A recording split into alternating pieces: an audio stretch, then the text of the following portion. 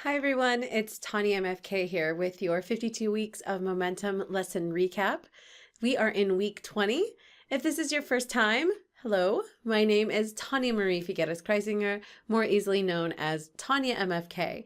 I am a member of Benjamin Hardy's 52 Weeks of Momentum course, and I come here every week to share the lessons, the insights, the things that I'm learning as I go through the course. This is in no way a substitute for the actual course, with the most obvious, glaring reason being I am not Benjamin Hardy. This is more sharing what I'm learning, what I'm doing, so you can tag along and get a piece of your own momentum along the way. And next year, don't miss the sign up, right? Yeah, that's what you need to do. So as I said, we are in week 20. And this month, Benjamin Hardy really just gave us a lot of tools to use. Right at the beginning of the month, he just kind of went, here's a bunch of stuff, lots of questions, 10-year vision. We had a lot of just reflections and different things. And so each week, our lessons seem to be geared towards going through those worksheets and digging deeper into the questions and the reasoning behind them and just kind of coaching us through those things. So this week, we really focused on the quarterly goals review sheet. And that was something that is really just bringing us to see where we've been this far in the year, right? We set so many goals throughout the year, but this time, we're looking at it as a quarter and saying, okay, where are we? What's going on? Now, week 18, I did go through the questions. So if you want to go back and check out week 18, you can get the actual questions there, see what they are. You can learn about how I was super resistant to them, had a little bit of an ego thing going. And when I notched it down a bit and kind of came back to the mind of a student, how I really benefited from going through those questions. And they were actually really, I don't know, life-changing, revolutionary. I'm not sure what the best word is for that. But it made a big difference. They made a huge difference. And they weren't so much just that the questions were amazing, which, I mean, they really are things that get you thinking. But it was also the attitude I took to it. So go back and check that out. Learn how I learned to not be a jerk and get the actual questions for the sheet and try them yourself. They're going to be super helpful, really awesome. So definitely do that. The quarterly goals review sheet in general, like I said, is really a chance to regroup and recalibrate and see where you're headed. Because as we grow and develop, which if you're following along with this, if you're in the course, you inevitably are, all of these things that we're having to look at and stay aware of, you're growing, and with growth comes change, right? So through that, when you change, sometimes your goals change. Sometimes they may be the same, but slightly veer in a different direction. So it's important for us to come back after setting these goals in January, in the beginning of the year, to come back quarterly and look and say, where am I with this? Is this what I still want? Is this still the priority? Does it need to be adjusted? And where actually am I? Do I need to step up something a little bit? That's the point. The point is really taking the time to come back and review and see where we're at and stay conscious and aware of where we're headed, right? Where are we headed? So when we come back and we revisit and we reflect, this is how we keep the momentum. This is how we keep becoming who we want to be and accomplishing what we want to accomplish. Now, one thing that was really, really stressed to us so strongly was that this is not an invitation to come back and lower your expectations. This isn't to come back and say, well, okay, I'm this far into the year now. Oh, this doesn't really look realistic. So let's pull that down a little bit.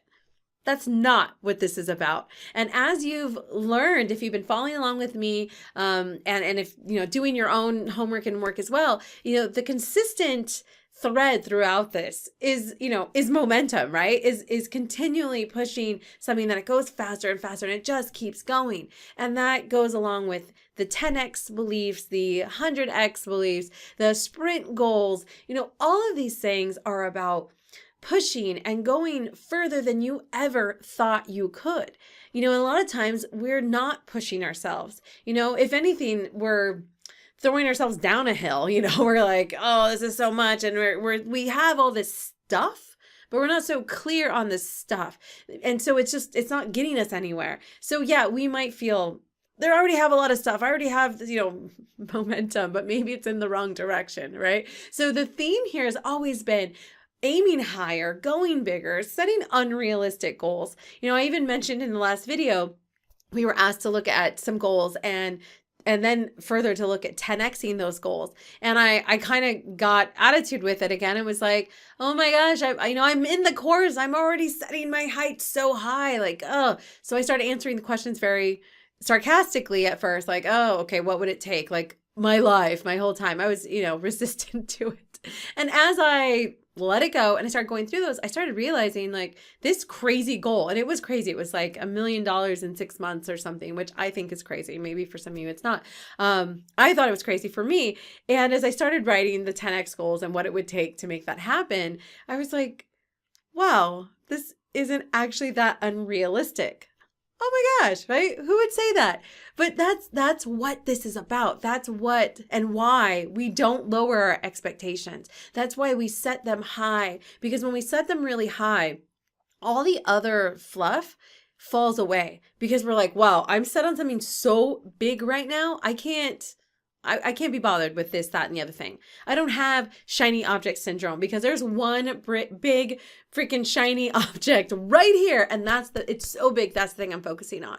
If you were in a race and they set up, I don't know, a Mercedes at the end or whatever your thing is, a Tesla, a BMW, whatever, right? It's at the end. And over here off the side, they have like a wagon and a scooter and, a bicycle. Those are nice things, right? But you might be like, I'm going to be going for that dream car, whatever that is, okay? Like those things just fall away. All of a sudden you're like, you start seeing people get distracted and they're over there like, you're like, go ahead, go to that bike. I am right over here. Right? So that is what these big goals do.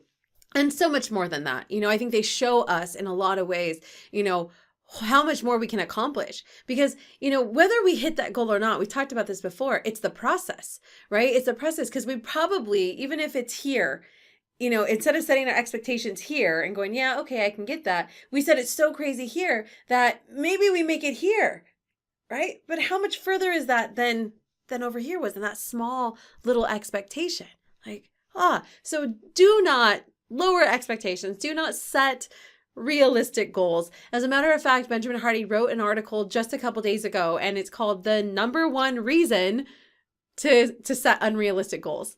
So go check that out. Go check that out and learn from him, the master of more about the psychology behind that, why it's so helpful and important to set that way. So definitely check that out. That's what we're doing. That's what we've been going through. And I think it's just so important for us to come back and review and reflect where we are. And we should do this all the time. We need to review our goals regularly. And Benjamin Hardy, actually, as he's coached us through this experience, has been, he says he reviews them daily. And it is something that I have worked into my morning routine as well. Visioning, I talked about that way in the beginning about how helpful that has been to actually visualize your goals. I've also mentioned how I always thought that was very foofy and kind of like, and then when I experienced it, again, I think that my whole experience is just losing this ego, right? Like, I already know all this stuff.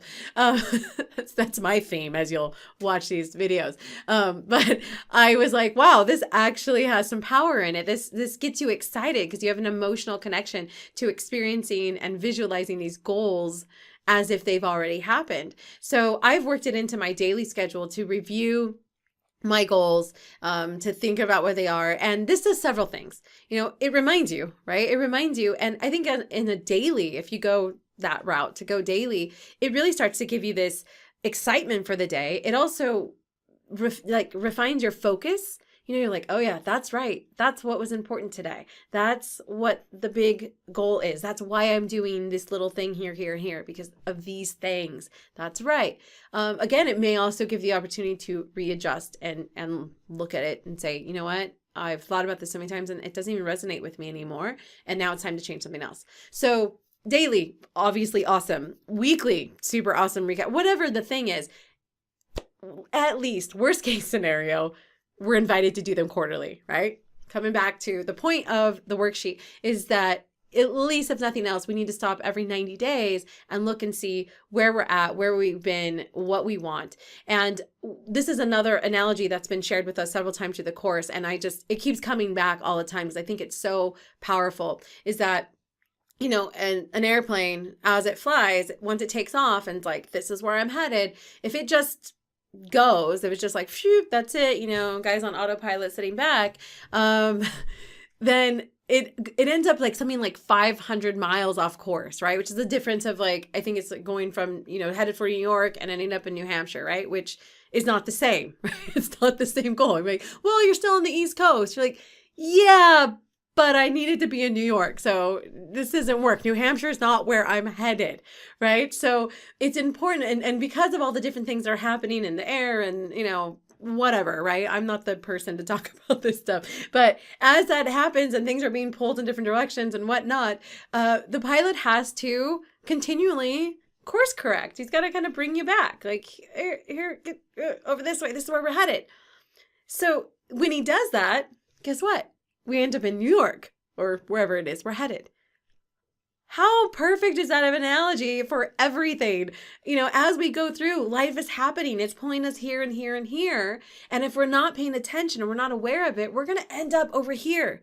It doesn't matter where we were headed if we don't come back and regroup and course correct and see where it is.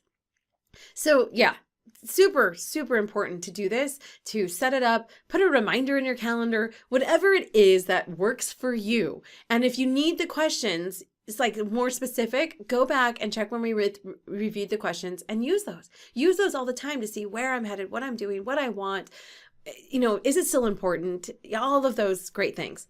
So, again, you know, give yourself that fresh look, you know, make sure you're on the course that you want to be on, and make sure that you're still committed to really want to make it happen. You know, it's another thing as we see happen all the time, you know, in resolutions and all that. People get excited and they get there and they're like, yeah, I'm totally for this. And 2-3 weeks in, sometimes one day in, the commitment that was never there. It was never really, it was out the window. So if you're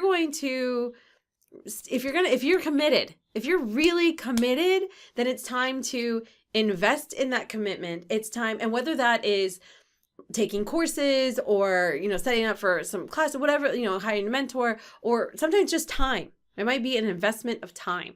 Whatever that is, if you're really committed, then the next step is to take something to invest in. You know, for me, I'm already doing this. I've invested in this, and I still am finding ways to step it up and invest more. I stepped out of my comfort zone dealing with that ego and that whole thing after reading The Compound Effect, which I actually mentioned last week, that I now went out and was seeking a success partner. I don't have, you know, most entrepreneurs, we don't necessarily have, because we're working at home and we maybe don't, you know, some of our employees are in other countries or states or whatnot. We don't have a lot of people around us maybe on the same path doing the same things as us. And I know for me, I don't. We travel 6 months out of the year. It's just not something that I have established. And I was like, wow, if I really want to step up my game, I need to have someone who's on that same path as me, and we need to hold each other accountable, not just for what we're doing here in the group, but what we're doing in business as well. So I went out and said, okay, I'm looking for a friend. And I have someone set up. So I'm really excited about that. But that is how committed I am to making the difference. Could I have done it without it? Probably, maybe, I don't know. But I want to ensure it. And so I'm committing, I'm investing, and I'm going to do the things that are going to remove the obstacles and, you know, prepare for the obstacles and know what I'm going to do with them. And I think that's another huge part of setting these goals, because one of the questions we were asked on the worksheet was, how will you ensure that you're going to make these happen? Like, well, the first question was, what could potentially stop you? Right? That's why we don't want to talk about that when we get excited about goals. We're like, goals, yay, oh my gosh, I'm going to do it. I'm so excited. But then it's like, but what could happen? I mean, you haven't done it for this long. So what are the things that were stopping you before? What could stop you as you embark on this goal? Right? So we have to think about that. What is that? And then you have to say, okay, you know what? Honestly, this is what screwed me up before, or this is what could happen coming up. How am I going to ensure that I don't let that trip me up? What am I going to do? What can I plan? we have to think about that. We have to prepare for that. Otherwise, we're relying on willpower. And as we know, willpower doesn't work. It's the name of the freaking book, right? It's the name of the book. So willpower doesn't work. We know that. So just going like, it doesn't matter. I'm just going to do it. Like I said, willpower is like a muscle and it's going to get tired. It's going to get tired. So we need to have things set up in place. We need to visualize ourselves in that situation, doing whatever it was to get around that obstacle, right? Now, this could be something as simple as, diets, right? Diets are relatable for most people. It doesn't matter what your goals are. Everyone's usually trying to do some version of healthy living, right? So we're doing that. So let's say you're on some health journey and you're going, all right, I'm doing this. I'm committed. I'm ready. What is something that could stop me? I have, Gina's birthday's coming up and they're going to have cake and I love cake. So, I'm just not going to eat the cake. Okay. That's great. That's a good thing. So what can you do to plan and prepare? If you know that's a weak spot for you, what can you do besides just willpower? I'm just not going to do it. Could you bring your own sweets that are healthy, that you know the calorie count for or whatever? Could you bring that with you? And when everyone's indulging, be like, no problem, I got this. Who cares if it might seem super weird? You are committed and that's what matters. And you know that this is a weak point for you. So you've prepared something to keep you from falling into that obstacle, right? So you have that. Or another thing that's really powerful, we talked about before, and I just talked about it, was visualization. Visualizing yourself turning down that piece of cake, turning on and going, no, thanks. No, it's all right. Thank you very much. Whatever that is. I don't know. I had to do that voice when I do it. Thank you. But, visualizing yourself doing that. And the reason for this, and this is something that I have found so helpful throughout my life, is because when the time comes that you actually have to do it, it's not so hard because it's not the first time. It's not the first time you've had to do it because in your head, you've already done it like 4 or 5 times, right? My brother is a sheriff. And when he was going through the academy, he had to practice pulling people over. So I had to go and sit in the living room in a chair, and my brother would come up, go, woo, and come up to my vehicle and ask, ma'am, you please roll down your window, all this stuff, ask me questions and whatnot. So he had to prepare and practice before he went into the field and did this, right? It might seem funny, like that's something you think, little kids are doing. This is what we do though, to practice and prepare to be good for when the time comes, right? Athletes practice. The best of the best are always practicing. So it was a whole different tangent I wasn't planning on going on, but that is, that is what's so important if we want to commit, we want to stay invested, and we want to remove obstacles, because the winners are the ones who go, oh, you know what? I see that wall. I see you, wall. I had a feeling you might be here, and I have this rope prepared just for this reason. Bam, obstacle handled, right? Because otherwise we go and go, oh, there's an obstacle again. It's so hard. It's just too hard. Life is hard. No, that's not it. That's not what a committed person does. That's not what a winner does. So if you want to get through it, it's going to be hard. There are going to be obstacles. It is not going to be like, well, I've committed and I'm just going to fly through. A committed person is going to plan and prepare. They're going to know what's coming up and they're going to be investing in whatever it takes to continue to meet that. So if that takes whatever, a coach or somebody, or, a cake denying course, then you go, you know what? I'm going to take that darn cake denying course because that's what it takes for me to reach this goal. So here we are, plan, prepare, do those things, check in. That's so important. That's just where we are. That's pretty much our lesson. So, lastly, I don't know if I've mentioned it as many times as I normally do in the last couple weeks, but one of the things we're also looking at is reading regularly, and the new commitment is 2 books a month. I have always been a like self-proclaimed non-reader. When I do read, I like nonfiction, so that works out really well for this group. But I was never someone who was like, I didn't get people who just like read books like, oh, I read 3 books this week. Like, how do you do that? For all these different reasons, I thought, I was like, is it that exciting? And I'm so busy, whatever. 2 books a month is our new goal. And we've been giving 4 books over the next 90 days. And 2 of them are, well, actually, I know all 4 of them. It was The Compound Effect by Darren Hardy. We have The Blue Zones, which is by Dan Buettner. Sorry, Dan. I don't know how to say your last name. The Whole 30. Sorry, gal who wrote that. I forget your name right now. And Alan Carr's Way to Stop Smoking. Easy Way to Stop Smoking. So that one might throw a lot of people off because you're like, wait, what? I don't smoke. However, that's really Benjamin Hardy stressed that it's so much about understanding habits in general. So I don't smoke either. I actually am an ex-smoker. So yay me, because I don't smoke anymore. But that was a long time ago. However, it's really interesting. I have started it already. And so far, again, it's about habits and a whole different way of understanding it. So I also just finished, yay me again, I just finished The Compound Effect in 1 week. How I did that, like what, how, who am I?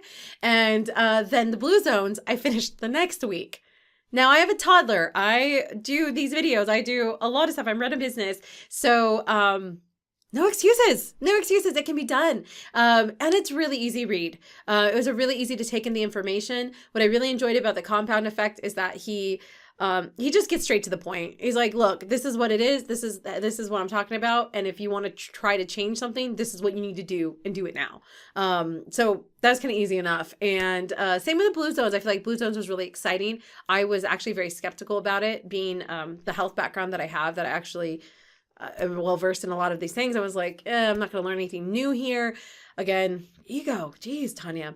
I learned a lot. It was amazing. And the stories of the people are amazing. And I'm already making some lifestyle changes based on that. So definitely, if you haven't checked those out, or you haven't picked some reading, or don't think you're a reader, I've just uncovered and discovered a whole new zeal for reading. And I love information, right? I love information anyway. So get some books and try out these books. They're recommended by Benjamin Hardy anyway. So that's all.